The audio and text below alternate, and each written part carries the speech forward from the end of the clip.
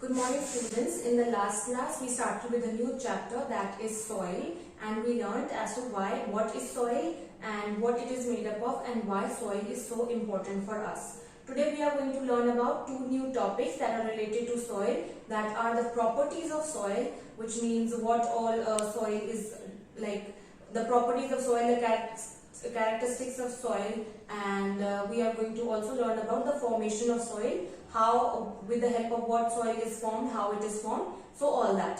So open your books on page number 138. So we are going to read properties of soil first of all, and be ready with pencils in your hands. So soil mainly has three properties. It is texture, color and pore space. So there are three properties of soil that we are going to learn about today, that is texture, color and pore space. The texture of the soil, it depends on the size of the soil particles. So we know that soil is made up of rocks, and these rocks, they break down, and they break down in different sizes of particles. So they end up making up the soil particles, and the texture of the soil, it depends on the size of the soil particles. So based on the texture of the soil, there are three types based on the size of the soil particles, or based on the texture of the soil. There are three main types of soils, that are sandy, silt and clay. So sand, silt and clay, they are three types of soil that are on the basis of the size of the soil particles. So sandy soil, it has the largest soil particles, and the clay soil, it has the smallest soil particles. Now the color, the second property of the soil is color. It depends on the minerals and the organic matter that is present in the soil. So the color of the soil is different of different places.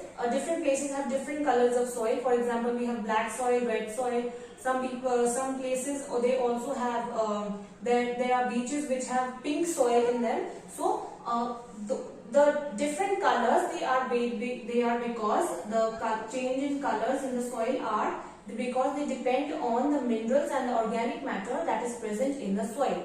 So because the minerals and the organic matter are different, so that is why the color of the soil can also be different. For example, red soil, if the soil is red in color, this means that it has very high iron content in it, the mineral iron. Then the third property is of pore space. So first of all, what is pore space? Pore space is the space between the soil particles. So the space between the soil particles is also one of the properties of soil. For example, sandy soil will have larger pores, whereas clay soil has very small pores. So these are the three properties of soil. The first is texture, color and pore space. Now we are going to learn about the formation of soil. It is on page number 139. So the process of formation of soil is known as pedogenesis. Underline this line, that what is pedogenesis? Pedogenesis is the process of formation of soil. So underline this line again and again, it is very important. It is pedogenesis is the process of formation of soil. So soil is formed by the gradual breakdown of rocks by wind, water and living organisms.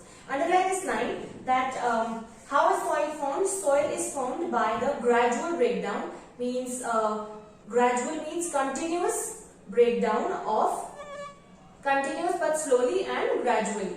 So slowly but surely the breakdown of the rocks happens, and it happens because of wind, water and living organisms.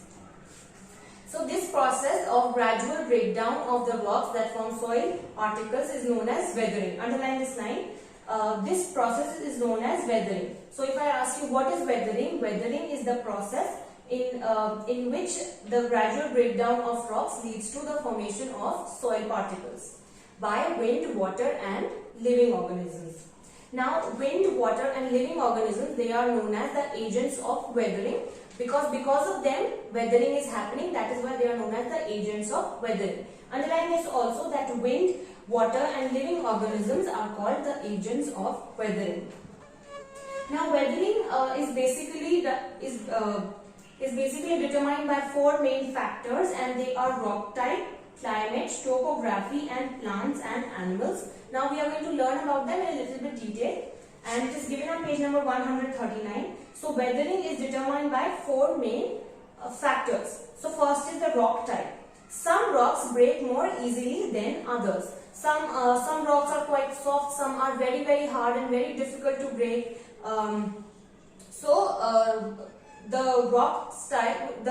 The type of the rock that it is, it also determines weathering. Some rocks will be easily to break down, some will not break down. So that is it determines the weathering. Now climate. Climate, for example, how the climate of the place is it extreme cold or is it extreme heat, hot, or the kind of weather there is, for example, it keeps on raining. So the climate is also a factor that determines weathering. Topography here means the exposed the area that the rocks are exposed to, which means that the area that is available for rocks to be able to weather, to be able to travel. So that is the topography here. So rocks that have large exposed area will be broken down more easily. Then plants and animals. The roots of plants grow into the rocks and it causes them to break down. So these are the factors that determine the weathering. They are rock type, the type of rock, the type of climate, the type of land, really big land, really big areas, or really small areas, that is topography, and plants and animals. So this is it for today. Now we are going to revise. The properties of soil are texture, color, and pore space. Pore space is the space between the soil particles, and the sandy soil, it has a large pore space in between them, whereas clay soil, it has very little space between it. Then color, it depends on the minerals and the organic matter that is present in the soil. And the texture depends on the size of the soil particles. And there are mainly three types of soil based on the size of the soil particles, that is sand, silt, and clay. And also we learned that sand has the largest soil particle, whereas clay has the smallest soil particle. Then we learned about the formation of soil, how the soil is formed. But first of all, the process of the formation of soil is known as pedogenesis. Then we learned that soil is basically formed by weathering. And what is weathering? Weathering is when soil is formed by the gradual breakdown of rocks by the agents of weathering, that are wind, animals and plants, wind, living organisms, and water. And then we learned about the four main factors of weathering, that is the type of the rock, the climate, the topography, which means the types of the land, and plants and animals. So this is the topic for today. That is all. Revise well. Thank you and have a nice day.